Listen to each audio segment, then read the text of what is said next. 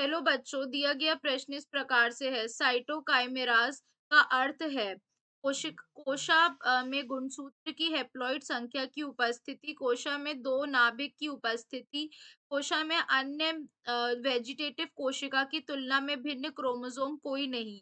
इस प्रश्न की मुख्य अवधारणा है साइटोकाइमेरास।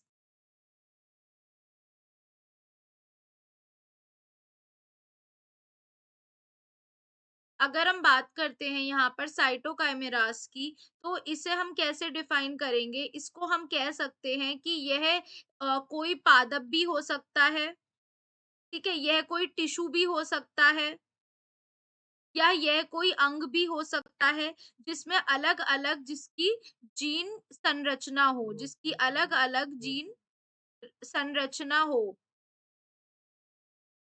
संरचना हो और बहुत सारे क्या पाए जाते हों, प्लॉइडी के स्तर पाए जाते हों।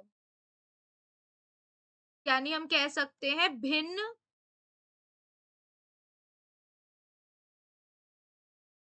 प्लॉइडी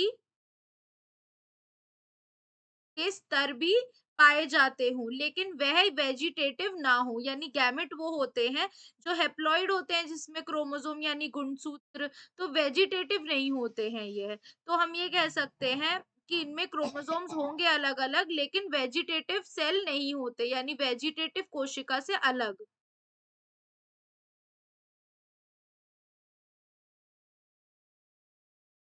कोशिका से भिन्न। अब यहाँ पर अगर हम देखें, पहला कह रहा है कोशा में गुणसूत्र की हैप्लॉइड की उपस्थिति, दो नाभि की उपस्थिति यानी दो न्यूक्लियाई, दोनों ही गलत हैं। तीसरा है कोशा में अन्य वेजिटेटिव कोशा की तुलना में भिन्न क्रोमोसोम, यह बिल्कुल सही है। विकल्प सी सही उत्तर है। आशा करती हूँ आपको समझ में आया होगा। धन्यवाद।